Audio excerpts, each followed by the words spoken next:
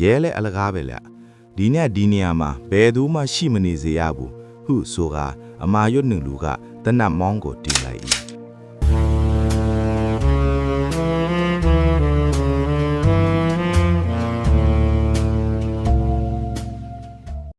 အခန်း၄ဇရက်ဟောင်းဘော်ကတနတ်တန်မြဇရက်အောက်ခြေရှိအမောင်ရိတ်သေးမှကားတကားပိတ်တန်မြဆက်တိုက်ထွက်ပေါ်လာပြီးနောက်လူရိတ်အချို့သည်ဝိုင်းရန်ပိတ်ဆို့သည့်ဟန်ပန်ထင်ဇရက်ပေါ်သို့တက်လာကြလေသည်ဦးထွန်းဖေသည်သူဤခါကြားမှ6လုံးပြူတနတ်ကိုအသာဆွဲထုတ်ကဘေးကွယ်တစ်ခုတွင်နေရယူလိုက်၏ကိုမင်းခေါင်လူ6ယောက်လောက်ရှိမယ်ဗျအခြေအနေကတော့မဟန်ဘူးဟုဦးထွန်းဖေကအထန်တိုးတိုးချင်တတိပေးသည်ကျွန်ုပ်သည်စေးတန်ကိုအသာချကထိုင်နေမြေအတိုင်းပင်ညင်တက်နေမိ၏ကျွန်ုပ်ဤဘေးတွင်ရှိသောနဂါးနိုင်ကမူလက်ဖက်ရည်ချမ်းကိုအေးအေးလူလူပင်တငုံတောက်လိုက်သေးသည်ဦးနဂါးနိုင်ခမားမှာရန်သူတော်တော်များသားပဲဟုကျွန်ုပ်ကခပ်ပြုံးပြုံးပင်ဆူလိုက်ရာနဂါးနိုင်ကမျက်ခုံးတစ်ချက်ပြင်ပြသည်ရန်သူမဟုတ်ပါဘူးကိုမင်းခေါင်ရဲ့လောဘသားတွေပါ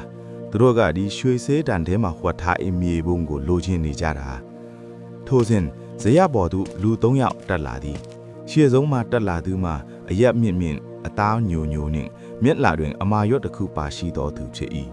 သူ၏လက်ထဲတွင်လည်းအော်တိုပစ္စတိုတစ်လက်ကိုကင်ဆောင်ထားသည်ဟေးနဂါးနိုင်မင်းအသက်ရှင်ခြင်းအဲ့ဒီစေးတံကိုအခုချက်ချင်းပေးစမ်းမဟုတ်ရင်တော့ဒီဇရပြက်ကြီးကမင်းတို့အားလုံးရဲ့တင်းချိုင်းဖြစ်သွားမယ်ဟုအမာရွတ်နှင့်လူကကြုံဝါလိုက်သည်ဦးထွန်းဖေကရှေ့သို့ထွက်လိုက်သည်ဟေးလူကျွန်တော်ရဲအရာရှိဦးထွန်းဖေပဲမင်းတို့အားလုံးလက်နက်ချလိုက်ကြစမ်းဟုအော်ပြောလိုက်တော့လေထိုလူများကဂယုမဆိုင်ပဲရဲမောကြလေသည်ရဲလဲအလကားပဲလေ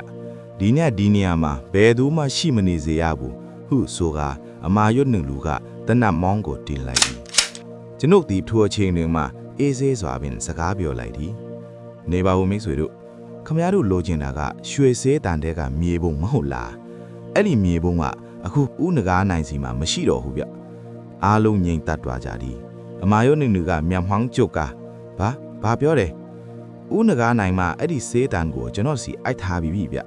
ဒါပေမဲ့စိတ်မကောင်းစရာတစ်ခုကတော့အဲ့ဒီစေးတန်ထဲမှာမြေပုံမရှိဘူး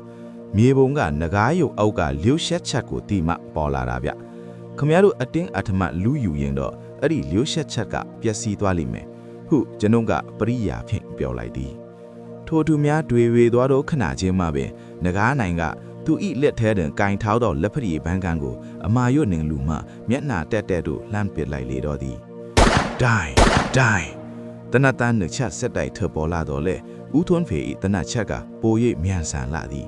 အမာရွတ်နှင်လူဤလက်ကွဲဝတ်ကိုထိမှန်သွားဖြင့်တနတ်မှကျန်းပင်သို့လွင့်ဆင်သွား၏ဘုံဆိုသောအတန်းနှင့်အတူနဂါးနိုင်သည်ဇရက်တောင်ကိုအမိပြူကတထက်လူကိုခြေထောက်နှင့်လှန့်ကန်လိုက်သည်အသက်ကြီးတော်လေသူဤလှရှားမှုများမှာကောင်တကောင်ကဲ့သို့တွက်လက်လာပြီသေးသည်ကိုမင်းခေါင်ဟိုဘက်ကလူတွေတက်လာပြီဦးထွန်းဖေကအော်ပြိုးရင်းနောက်ထပ်တယောက်ကိုပခုံလန်းပစ်လိုက်သည်ဇရက်ပေါ်တွင်ယုံရင်းဆန်ခတ်နေစဉ်တွင်ကျွန်ုပ်သည်စေးတံကိုပြန်ကောက်ကမီးညို့လိုက်၏မီးခွေးများချားမှကျွန်ုပ်တတိထားမိလိုက်သွားမှာတခြားတဦးသည်ဇရက်၏နောက်ဖဲလမ်းကြောင်းမှတိတ်ဆိတ်ထွက်ပြေးသွားခြင်းဖြစ်၏ထိုသူ၏လက်ထဲတွင်အဝတ်ဖြင့်ထုတ်ထားသောအရာတစ်ခုပါသွားသည်ကိုကျွန်ုပ်မြင်လိုက်ရသည်ကိုထုံးတေဒီကလူအိကိုခမည်းထိန်းထားလိုက်တော့ဟိုမှာတရားခံအစ်စ်ကစေးတန်ကိုယူပြီးပြေးပြီရဟုကျွန်ုပ်ကအော်ပြောကဇရက်ပေါ်မှခုံဆင်းလိုက်လေတော့သည်မှောင်ရိပ်တွင်ပြေးလွှားနေသောထိုသူသည်မြာနန္ဒအယေကံဘတ်သို့ဦးတည်သွားနေ၏ကျွန်ုပ်သည်အသက်ကိုဝအောင်ရှူကထိုသူ၏နောက်သို့အပြေးလိုက်ခဲ့မိသည်ဤအမှုသည်ကျွန်ုပ်ထင်ထားတဲ့ပို၍နတ်နဲနေပြီဖြစ်သည်ကိုကျွန်ုပ်သိလိုက်ရလီတော်သည်